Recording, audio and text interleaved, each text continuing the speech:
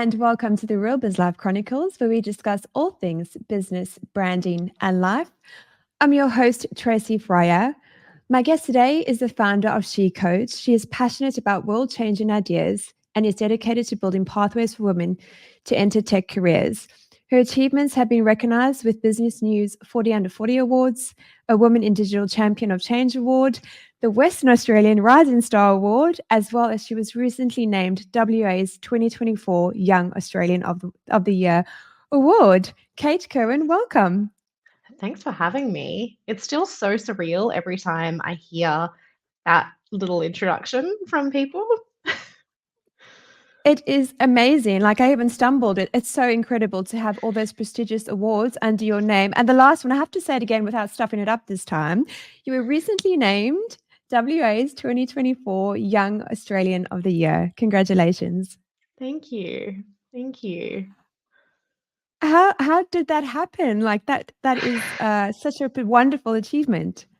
Yeah, totally took me by surprise. I'm still not entirely sure how it happened, but I'm pretty sure that it was one of my alumni, who's now become one of my friends who've supported through the She Codes program, secretly nominated me. And then I got a call Yes. late last year saying, someone's put you forward for this thing. You're a finalist, come to Government House for an awards night. And then was on stage and they read out my name. And there was this Oh my moment gosh. of there was 4 finalists and 2 of us were called Kate. And so they said the word Kate and I was like, Yes. "Oh, it's Kate Ruston, obviously." Yes. And then I was like, "No, no, I think they said my last name. I don't think they said hers." Um, and I looked at her and she looked Yeah. at me and I looked at her again. And then, yeah, then went and got my certificate from the governor, and then went to Canberra. Wow. I mean, I'm goosebumping, so I can just imagine, like, walk us through what goes through your mind in that moment? Like, obviously when you realize it was your name. Yeah, just very surreal. Definitely very surreal. Yeah. Totally unexpected. And I think what I've really loved about the whole process is that you really are amongst your peers and it hasn't Mm. felt competitive, which I think there's a lot of spaces in life that feel unnecessarily competitive. So But true. like after I got off stage, Madison, who was another finalist, like ran up to me so excited. And just that was so beautiful having, someone who's effectively just lost. She didn't lose, she's still a finalist, Yeah. but being so 100% on board, excited for someone else's success. And it was like that in Canberra too. Like the rest of the nominees were like, "Oh, I'm just so excited for your success, and I want to lift you up and tell your story and support you in your journey." And that's, I Mm. think, a really special thing that I don't think we're very good at in lots of places in society.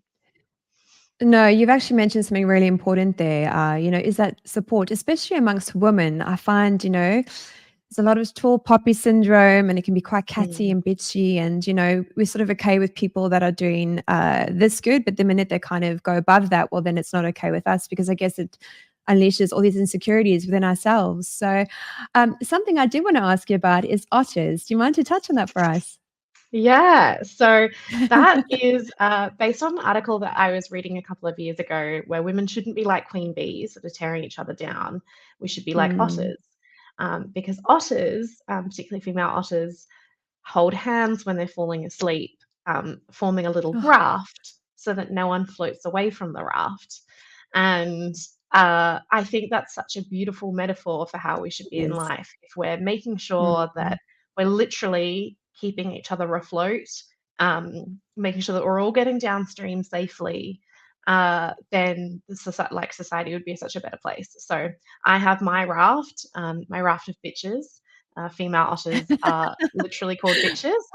um, Yes. and sometimes they've literally kept me afloat. Sometimes it's the advice. Sometimes it's the support. Just the people that are there to be Mm. the cheerleaders in the background.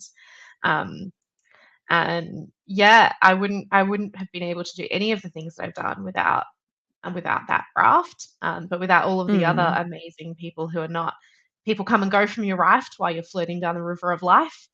Um, Yes, that's so true. but keeping, when you see an otter, a floating, little loose otter floating on its own, like reach out and see if you can grab them as part of your raft and let's try and as women keep each other all floating. Mm. Yeah, it's so important, and I think if you are in a different mindset where you think there's not enough, I mean, I believe the universe, there's an abundance for everyone, and I think it's by supporting each other on that journey that we can open up so much more opportunity for ourselves, and for others as well. And I think if you are in the reverse mindset of that, I think it can become quite an isolating and bitter journey. Would you agree? Yeah, definitely. Something that I was Mm, told a few years ago, is like if you're the smartest person in the room, you're in the wrong room. And that yeah. really resonated with me. Like, we shouldn't be trying to be the best. We can be strive for Mm, excellence, but be you can be the best at one thing and then recognize that you're not the best at something else and you can learn from someone else, and having that idea of there's always someone smarter than you at something. So yes. learning from those people and not trying to, push everyone else out and be the queen of everything. You can be the queen of your little bit and have other people be Yes. smarter than you in everything else. Yeah, I'm laughing because I think being a recovering perfectionist, I used to think I could do everything and everything at 159%. But part of my personal journey is actually, has been realizing that I can't do everything at that sort of level. And there are people that are actually, much more talented in some areas than myself. And it's actually been a great, great thing to learn as well. Yeah, definitely. I'm a chronic overcommitter. Um, Yes, me too. Such a chronic overcommitter. And I always am like, I could try this. I want to learn this. I want to try and do something.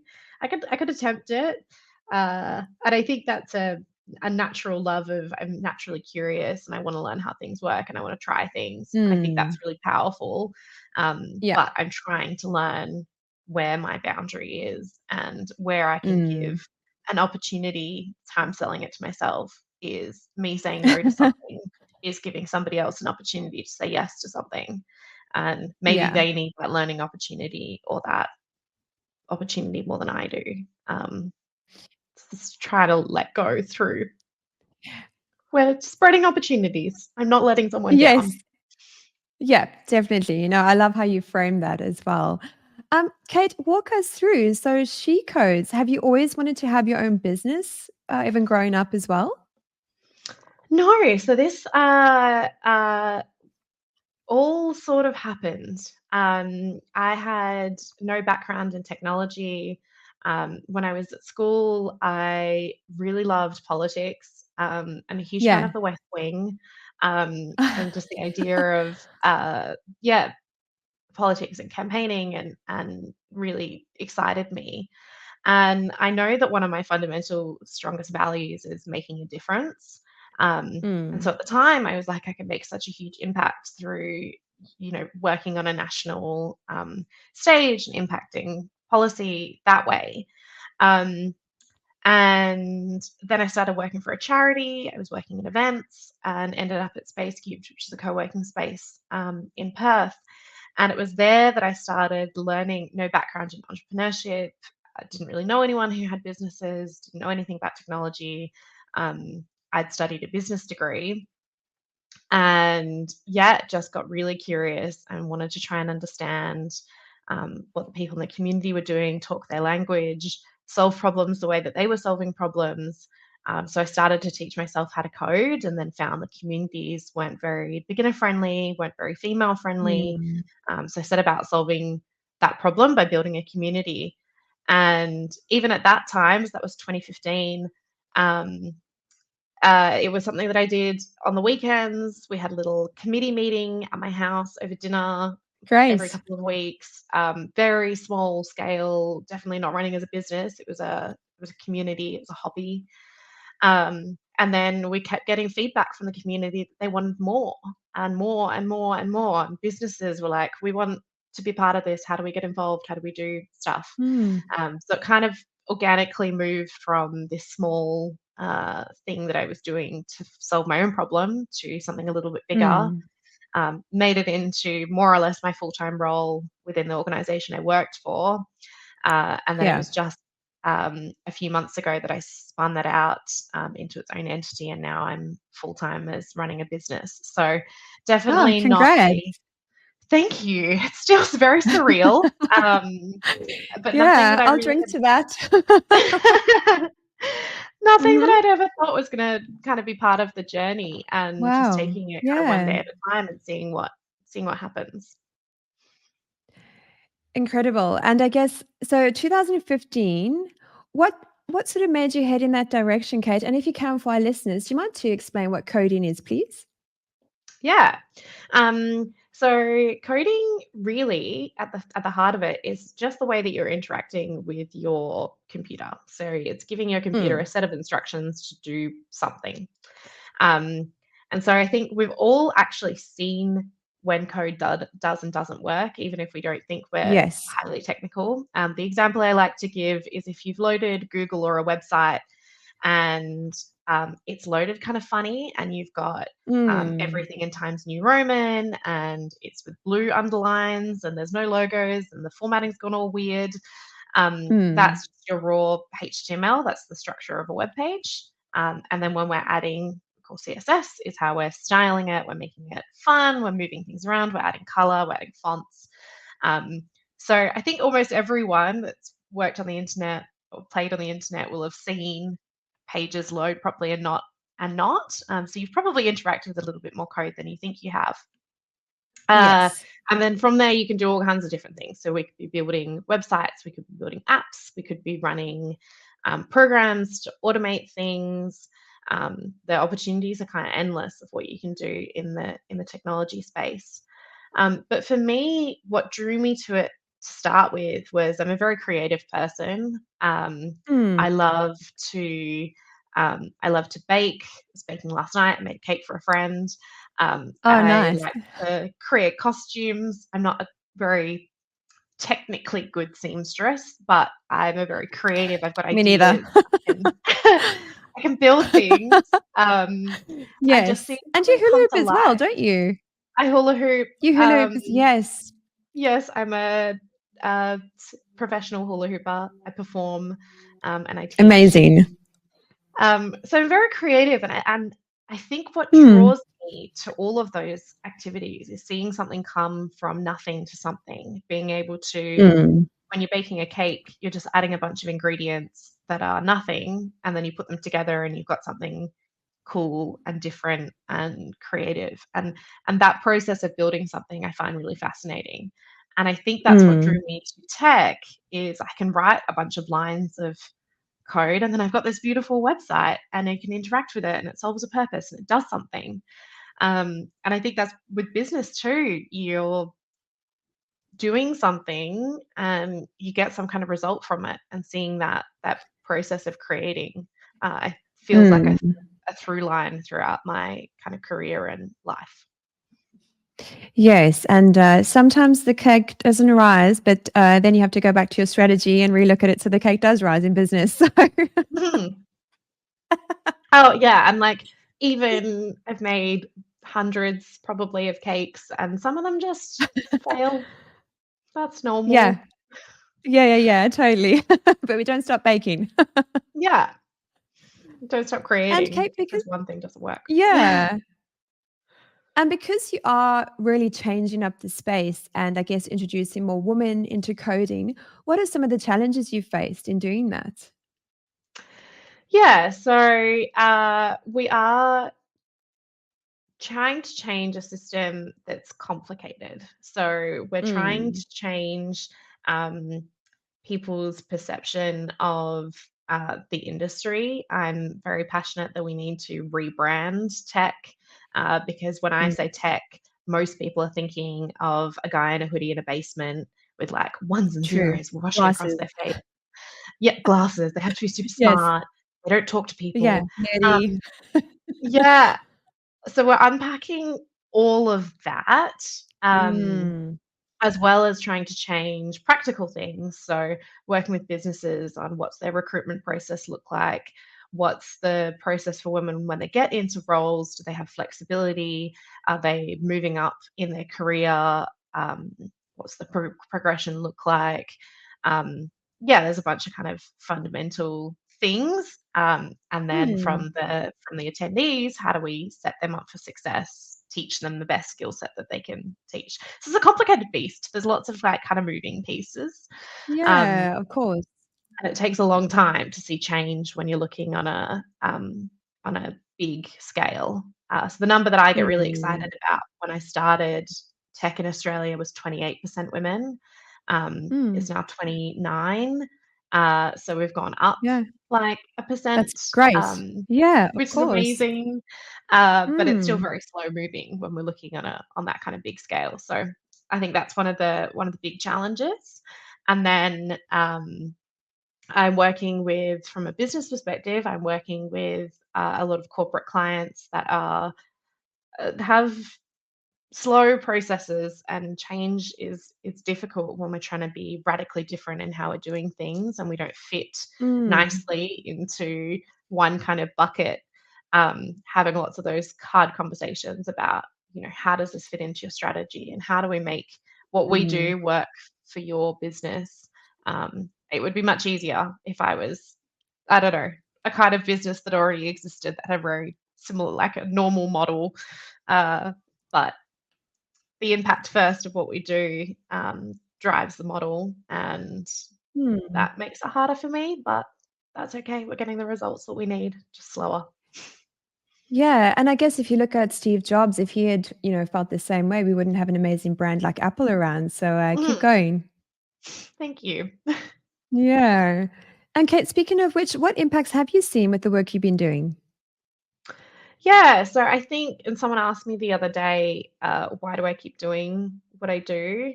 And it Mm. really is about the stories of the women that I've been able to impact. Mm. So there's one of my women in Queensland was a mum in her 40s, living in regional Queensland, was able to code and then travel the world, being able to work remotely, push and Wow. code from wherever she is. Another Yeah. one of my alumni said she won an award for a Digital Marketer of the Year award, and she Great. told me that the program gave her the technical skills, but the community gave her the confidence that she needed to actually put herself Mm. forward and apply for something. And Yeah. I had the pleasure of proofreading her application and, giving her advice. And she told me that that was really fundamental in, even putting herself forward for those kinds of opportunities. Mm. Someone like me that could kind of have her back and push her forward. Um, Yeah.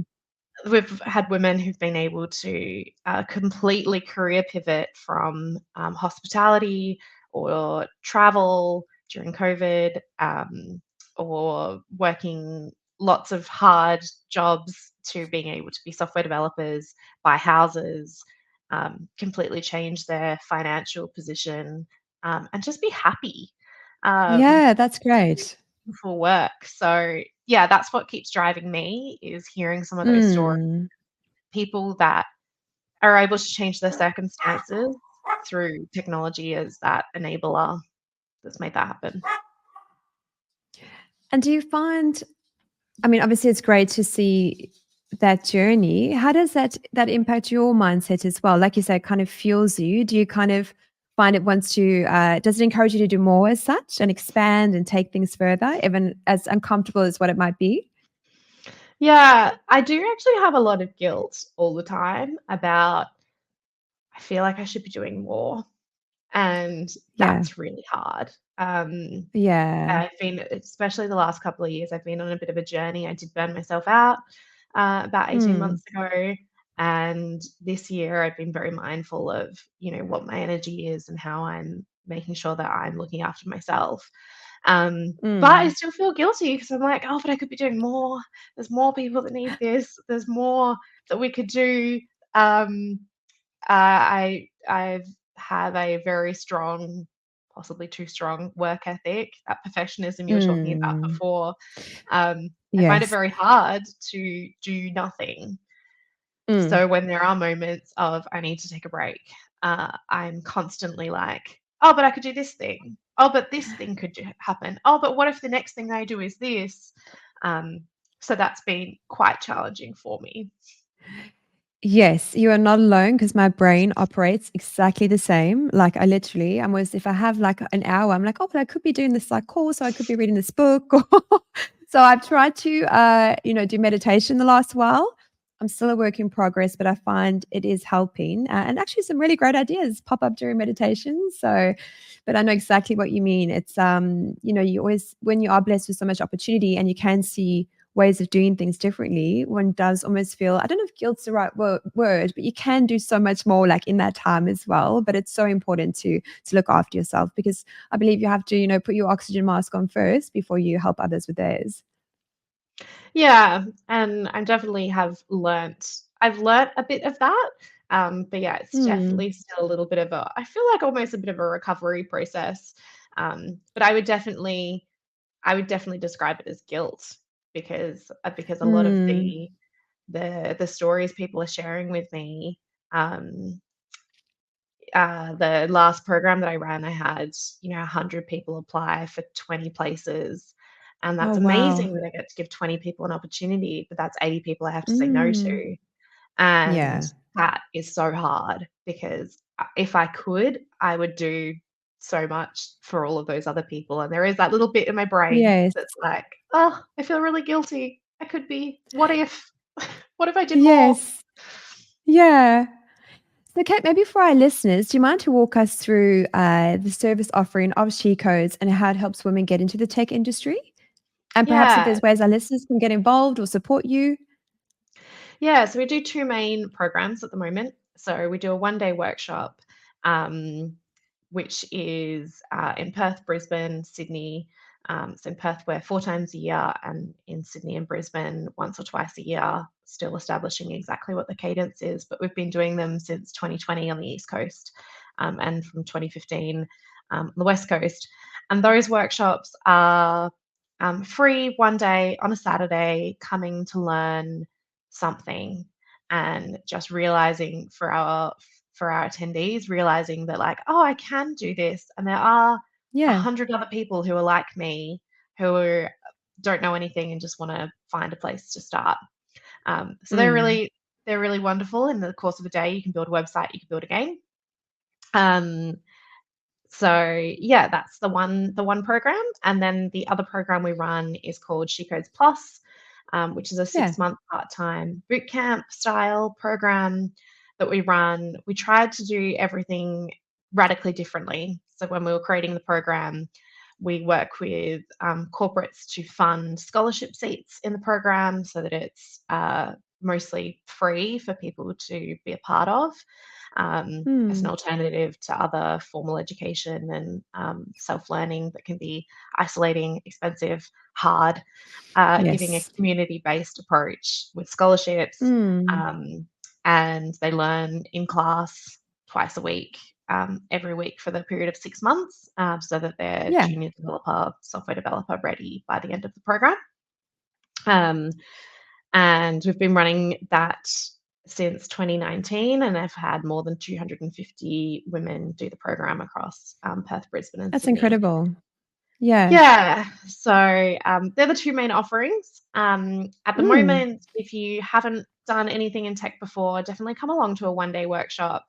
Even just to prove, and we say at the beginning of the day, if you do the day and realize that you hate it, that's actually a win for me because at least you tried and you Yeah. know that you didn't like it, not that you didn't do it because someone told you you're not good enough or you're not Yes. smart enough or you won't enjoy it. Just try it and see if Mm. you like it. And if you do, amazing. We'll help you, connect you, inspire you, network with you. And if you Yes. don't, then yeah, again, huge win because you figured out something and worked your brain in a different way. So come along. Yeah. So we're shecodes.com.au is the website, and we publish events pretty regularly on LinkedIn and on our social media to check out what's going on.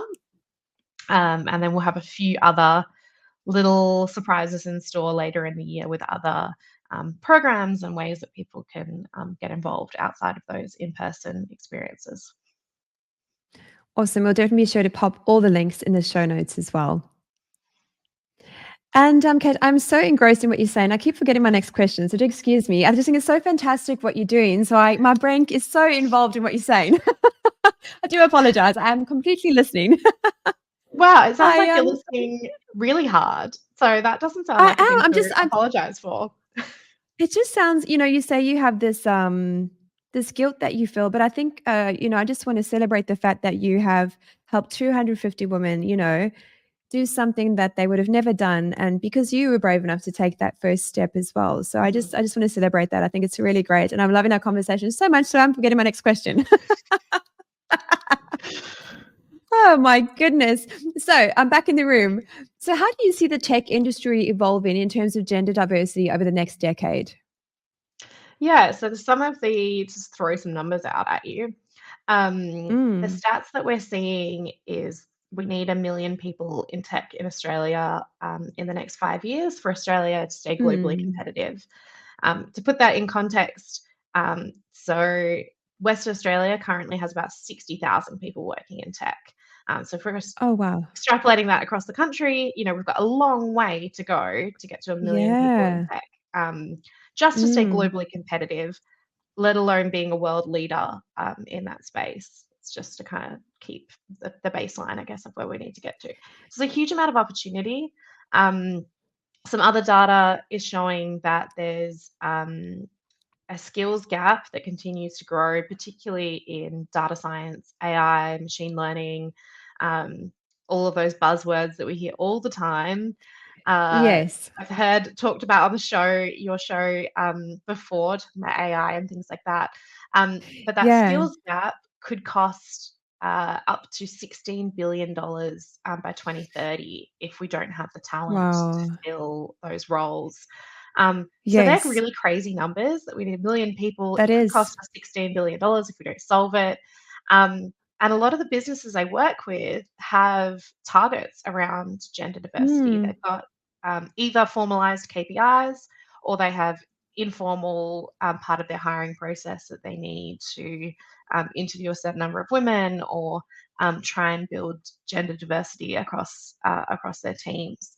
So I actually think it's a really great time to be a mm, woman in tech because the market is crying out for different kinds of perspectives. Diverse yes. talent is more productive, they make better decisions, they're more aligned with a varying kind of consumers because we're not all, Yeah.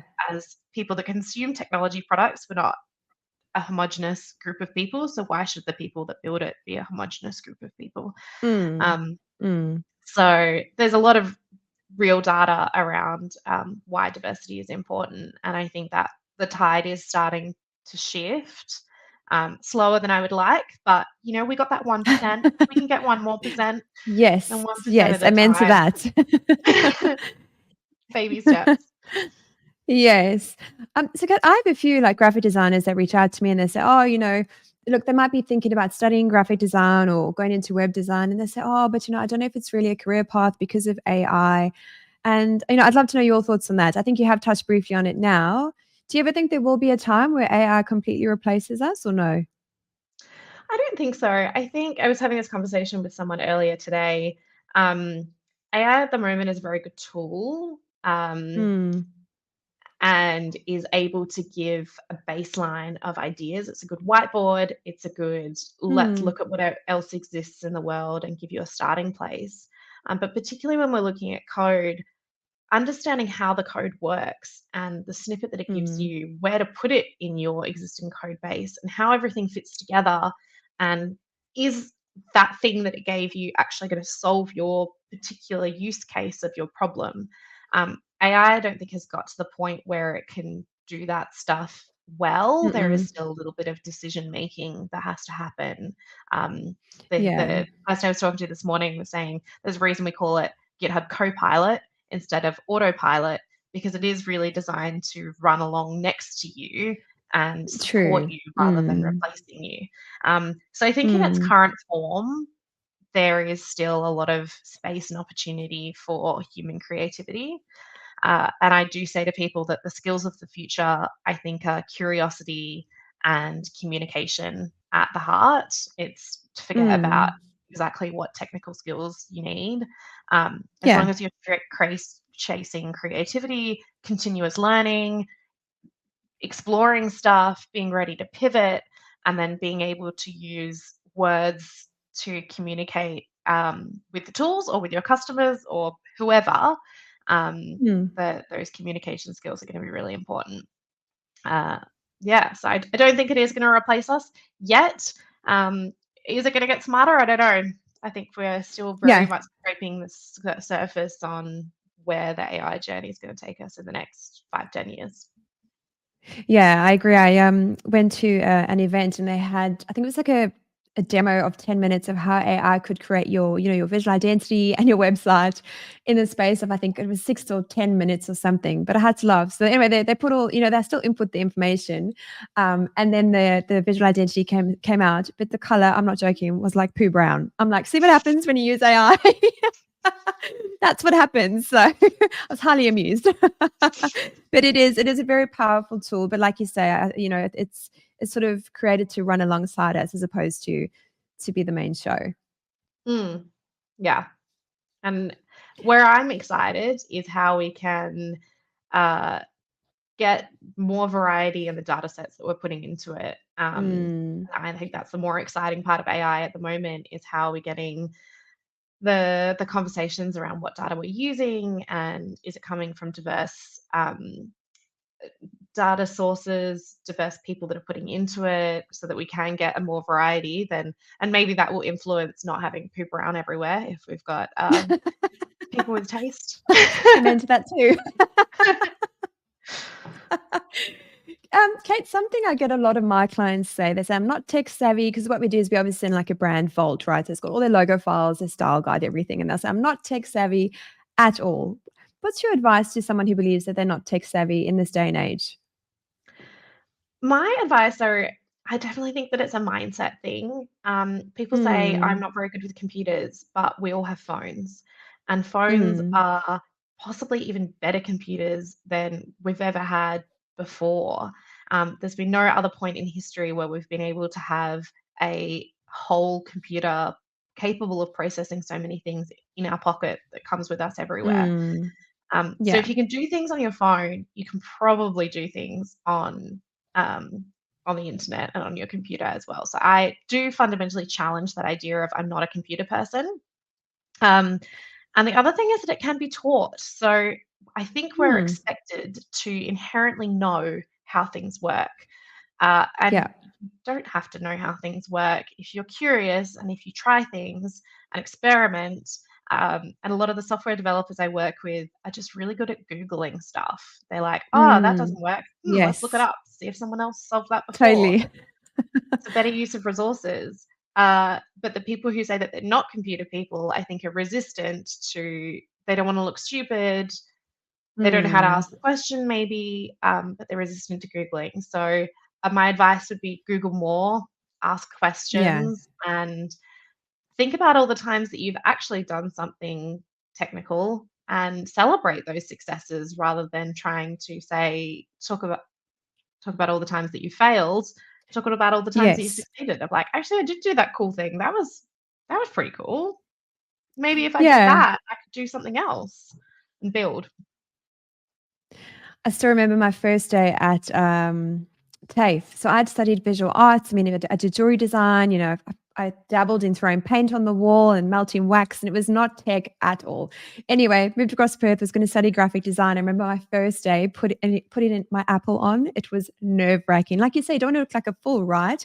And my friend that I made that day, Rihanna, who's still a good friend of mine all this time later, she was so sweet, helped me put my Mac on. It was nerve wracking. I had no idea how this thing worked whatsoever. But it's just about taking those first steps, right? And just familiarizing yourself with the platform and how things work, really. Yeah, definitely. And that's a story that we hear all Yeah. the time. And I think particularly Mm. as women, we are even more cautious that we don't want to look stupid, because we've been Mm. told a lot of these stories um, from society of what we can't do. So we're like, I don't want anyone to think that I can't do it. But yeah, Yes. the only silly questions are the ones that you don't ask. And Mm. if you can come into every opportunity as maybe I can learn something from this, how can I be curious about it? And how can I push myself 5% out of my comfort zone and then 10% out of my comfort zone? And then your comfort zone Mm. slowly increases. Yeah, that's so true. And Kate, what advice would you give a young woman who's, considering a career in tech? I definitely find a community, because it can be, that it's very male dominated at the moment. That is Mm. changing. But having a really strong community behind you can make a difference when things are hard, or you don't know the answer to something, or you don't know how to progress through your career. So there's lots of really great different organizations. We have a really active Slack community, so you're welcome to come and join. But there's lots of different meetups Great. and different communities to be a part of. So find the tribe that you can thrive with. And then use your voice. So speak out um, when you've got an idea and you want to share it with someone, tell them the thing. And if you see something that or don't agree with something, to try and call that out, even though it's can be really hard. But if you've got that community behind you, it Mm. makes it a bit easier. And Kat, how do you handle that? If you know what you're doing in the space is it's world changing. How do you handle that pushback that you might get, from other people in the industry, or potentially people who are set in their ways in the stigma or how they think people in tech should be? Yeah, my raft. So I Ah, do bounce a lot of things back off them of like, I don't know how to deal with. hmm. It's a little bit easier to do when it's, a negative Facebook comment rather than something live. Yes. But Mm. being able to bounce ideas off other people and get feedback from them on how they would deal with a situation, and validating that yes, I'm okay to feel a certain way because other people feel that too. Mm. It's also just really nice of even if they don't have the answer, Yes. knowing that you're not going crazy, is Yeah. really good. So that would be my first thing. And then I've also always been really mindful, and what's one of our values of She Codes as an organization is that we're female focused, but we're male friendly.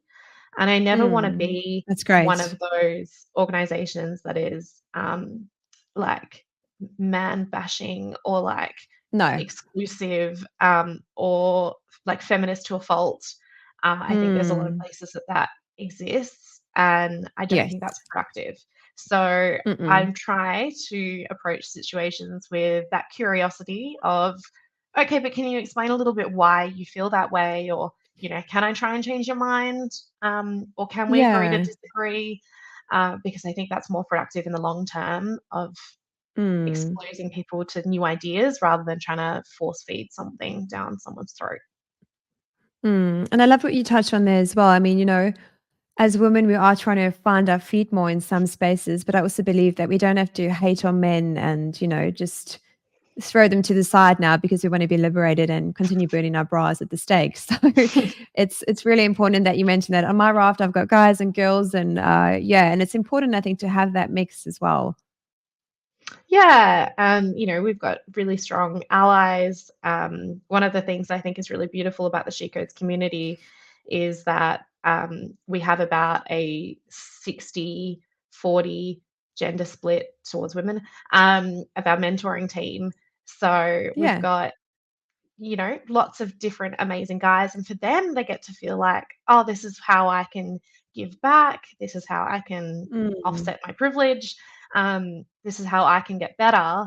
And for the women, I think it's a really good opportunity to learn from different people because the reality is that their Mm. their manager's probably going to be male. So learning Yes. while they're with us of how to have those conversations and how to work with different managing styles and different Mm. communication styles, I think is valuable both ways. So, yeah, I'm really proud of the fact that we've been able to build something that is inclusive in all Mm. ways, not So just important. Yeah. one. Yeah. And Kate, what is next for you? Are there any plans to go global or do you have any exciting plans coming up? Yeah, so this year, we mentioned at the start, so I was very blessed Mm. to be named as the Young Australian of the Year for WA, and I don't Mm. take that platform lightly. So I've Mm. been trying to share the energy that I have with different groups, different schools, university kids, trying to inspire the next generation of people coming through. Um, and I did count because I did a talk the other day, and I've done 15 um, events outside of my normal stuff, and since I Wow. got back from Canberra in January. So it's been a little bit crazy, Oh my taking on gosh, it some of has those been. speaking engagements. Um, but yeah, trying to celebrate the story that way and being able to share my journey and hopefully some of my sparkle and energy with other people and unstick them a little bit. And Mm. then into next year, we'll be scaling up again in on the East Coast. So at the moment, we're Brisbane and Perth, but we're scaling up more on the East Coast and then seeing where it goes after that. I don't have any Yeah. aspirations at the moment to be outside of Australia, but because I think we've got enough problems to solve here before we go Yes. broader than that. But like I said, I am there's probably 50% strategy and 50% going with the flow and seeing where the community needs and what the industry Yeah. needs and seeing what happens. I'm not hung up on I have to do my 5-year plan in a certain Yeah. way because it's written down. I want to Yes. see what happens and what excites me and where the market is and see if there's a space for me in it. And in terms of scaling up, Kate, is there what is how's that journey looked for you? Have you got any advice or any tips you can share with someone who is wanting to potentially scale? Yeah, I think it was difficult. So the first program that I ran in Queensland was in 2020. Mm. We started in Queensland in February. I got back from Queensland, and a Ah, week later we went into lockdown. COVID. Um, Yeah. so that was a really interesting journey, and we were talking with our program partners, and they were like, "Maybe we just put everything on hold and just, like, wait this out." And then I went and talked Mm. to the community, and they were like, "No, no, no, no, no, this is the best time to learn something because we're scared, we're at home, we've got time." So we just kinda did it, even though it was hard.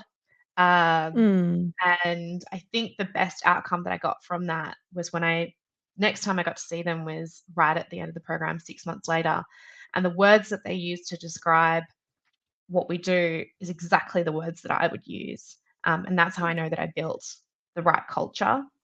So my Awesome. advice would be when you're scaling, when you're not able to be physically in the space with someone, is really Mm. looking at how you build culture and build that feeling. I talk a lot about we have this thing called the cupcake effect. The cupcake effect Yeah. is the way that an event makes you feel for us, and for Mm. us, it's giving out physical cupcakes to people, but it's Yes. also the music and the name tags and like the badges being fun and having a dance Mm. break and all of these things that are physical symbolizing Yeah. culture. Um, but that I think was fundamental in making that program successful because they felt Mm. what I feel, what the people in Perth feel. So yeah, I don't exactly know how you do that in every different situation, but when you're Yeah. scaling, thinking about how you can be authentic to the brand and build that culture in from as early as possible. Mm. And I was just about to say, would you say your brand has impacted that in many ways as well? Yeah, I'm very protective of the brand, Yes. of what how we use it, how we write she codes. Oh, There's lots of things that I'm really protective of. But I do think that it is an extension and a reflection of the way that I want Mm. someone to feel. So it's conversational, it's lighter, it's fun. We're working in a lot of things that are hard and very professional, but I want people to come Mm. to the brand and feel like it's a space um, that you're talking to a friend, and Yeah. it's they're getting the warmth that you would get from talking to me, the same way that the warmth that you would get from talking to the brand. Yeah. And the name, Kate, how did you come up with the name? Because there's so many business owners really struggle with choosing a name. They're like, Tracy, I want a brand, but I have no idea what to call my business. And then the list starts. Yeah. So this was really difficult for me. We used to be called Perth Web Girls right at the beginning, and then we were doing Mm. stuff that was not just Perth, it was not just web, and people were Yeah. getting really upset about the word girls. Mm. Mostly men getting upset about the word girls, Ah, which is super yeah, interesting. Every time I published that is. something, I would have someone say, "Oh, it's offensive to call them girls," but my Oh, girls are fine with it. I don't know why so you're it was upset about guys it. who were saying that? Yeah, Yeah. It's interesting. so weird. It's so weird. That But I is. kept getting pushback from guys every time we published anything, and I'm like, "Is it worth the fight? Probably not." Yeah. Um, so we knew we had to rebrand, and I was angsting about it for literally months. Literally months. I was like, I can imagine. I don't know how to change. I don't know what the process is." And my manager at the time was literally at the point of asking me daily what the brand new name was going to be, and coming up with Yeah. these like outlandishly bad ideas too. So he'd be like, "Where is the Yeah. thing at? And also, have you thought about this?" I'm like, "That's terrible. I need to come up with something better so that he'll leave me alone." Yeah. Um, so what I ended up doing was me and my marketing manager got in a meeting room, and I wrote out Mm. on pink post-it notes every single word I could think of that meant woman or girl or she or Yeah. her, every word we could think of. Then on a blue post-it note, we got out every word we could think of that meant tech, so tech, code, computers, whatever. Then on a Mm. green post-it note, every word that meant school, institution, any of those kind of nouns. And then on a yellow post-it note, just a bunch of words I liked. I was like, they're just fun words that I could see fitting Mm. in a sentence, just fun words. And then we just did a process of matching post-it notes together. It's a great And idea. then ones that we liked went on a list. We ended up with a list of maybe 30 that were like, okay, I could see that rolls off the tongue. Yeah. From those, we Mm. went and compared them against social media handles, business name register, domain names, and shortened that list of 30 options down to something a little bit more manageable. It's about 10. And then those last little short list, then we put it out to a little poll of the community of like, cool, here's some names. Tell me what you think. Give us some feedback. And that's how we got there. Yeah. But without having a process, I was so overwhelmed with the options that It I didn't know is. where to go. And I just needed it to Yes. be time boxed, manageable, and have some kind of And repeatable structured. process around it. Yeah. Yeah. Yeah. So what was the second favorite? Oh, I couldn't even tell you. Couldn't even tell you. I know that I've got a list somewhere. And I did dig it up last year because I was like, oh, I remember that process we did. Dug it up, but I Yeah. couldn't tell you. But I do know that the original version was going to be yes, she codes. It was going to be Oh, right. So, like a sentence, yeah. and then we ended up shortening it down. But yeah, Stickers. No, it's cool. Definitely. And Kate, I'd love if you could please share your special wall behind you with our listeners. I think it's really great that you have something like that. If you're okay, I'm totally putting you on the spot yeah, here. Do you want to walk us through what that's it is? okay. So we were talking about this off air just before we started. This is something that I did a couple of months ago. I've got a wall behind me of all of the times that I've felt powerful in photo frames. So I've got the Mm. photo of me with the Prime Minister in Canberra for the Australian of the Year Awards. I've got a Gosh, workshop that just I held. I know, just start with that one. It's in the middle. I've got my Um, chihuahua and I. but I've got the first event that I ran, that workshop in Brisbane, where people were telling me The Mm. vibe was how I would describe it. I've got a picture on there of that. I've got a workshop that we did in Geraldton where we did a road trip, and the community was so excited that we were able to be there. I've got my first time on stage speaking at a conference. Um, Very cool. I've got a few newspaper articles. But the point of creating this wall for me was I wanted in my office, I'm very privileged to have an office space in my house that I can Mm. dedicate purely to a workspace. But I wanted to have this space, this wall, so I can look at it and think, oh, those were times that I was powerful. This Mm. version of Kate can also be powerful if that version of Kate can be powerful. So Yeah. I have it as a little visual reminder. I'm a very visual person, and having Same. that reminds me that I can do it. And here's all these examples of the times that I succeeded when my brain's telling me all the times that I failed. So that's been Yes. it's only recent, but it's been good so far. And my other thing on my wall behind me is I've got this giant pink neon sign with she codes, which is the background of all my calls. Uh, but what I love about that, my process now is when I walk into my office in the morning, I turn the sign on. And at the end of the day, Mm. when I'm done, I turn the sign off. And for Yeah. me, that's been something really great in my brain to be able to Yeah. switch this on and off. And I don't come in here Mm. when that light's not on because I needed Good. that separation. That was really important to Yes. me. Yeah, that's really powerful what you've just shared because I found, working it from home, which you say is a blessing, but at the same time, the boundaries get merged because Tracy constant work mode, and then it's Tracy Chihuahua mama, but I'm still thinking about work, and then I'm back and forth, back and forth. So I love that you actually have something physical that you put the light on when you in work mode, and then you put it off when you walk out as well. Yeah. It's super important Uh, for me getting that balance. yeah, yeah, and you found that's helped, Kate.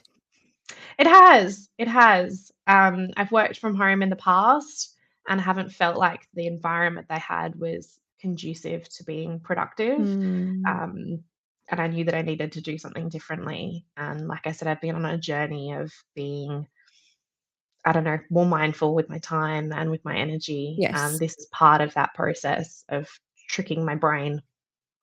Mm. And was this something that kind of, started that journey for you?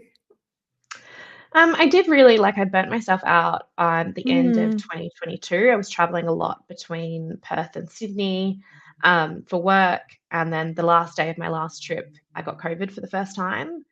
Mm. And it is no exaggeration to say that I could not stand up for about 10 days. Like Wow. I Oh my gosh, for was 10 days. so sick, so sick. Yeah. And it was just before Christmas. We had to cancel Christmas plans. My family Oh, no. overseas, they were here. We had to cancel everything because I was just so sick. And it took me Mm. months to feel normal again. And I think that it was so bad because my body was so tired. Yeah. And I spent most of last year trying to, yeah, figure out how to change something about my lifestyle um, Mm. to recover physically and emotionally from those feelings of burnout. And kind of Yes. why I made some of the shifts that I did at the end of last year that got me to kind of where I am right now. Um, Mm. yeah, because when your body says no, you have to listen. You do. You literally have no choice. Like, I mean, your mind can still be going, and yes, I need to do this, I need to do that. But yeah, when you physically can't do it anymore, you do have to listen 100%. Yeah. And I'd love to know any final words of wisdom for our listeners, perhaps for someone who's maybe thinking of starting their own business. I think ask for help. Ask for help as often as you need to or as you want to, just always asking for Mm. help and be really curious. So, asking lots of questions is a great way to build curiosity. But yeah, just do it, ask questions, ask for help, and don't wait to the last minute to ask for help. Yeah. Ask early. Mm. Thank you so much, Kate. So you did mention earlier we'll pop the website in the show notes. Is there anywhere else that's ideal for our listeners to go should they wish to connect with you? Yeah, so you can find me on LinkedIn at Kate Kirwin. I'm also on Instagram. The Kate Kirwin is my personal handle, or you can find us on She Codes AUS if you want to follow what the businesses are up to. I'm pretty active everywhere. So come check out what we're up to and come say hi.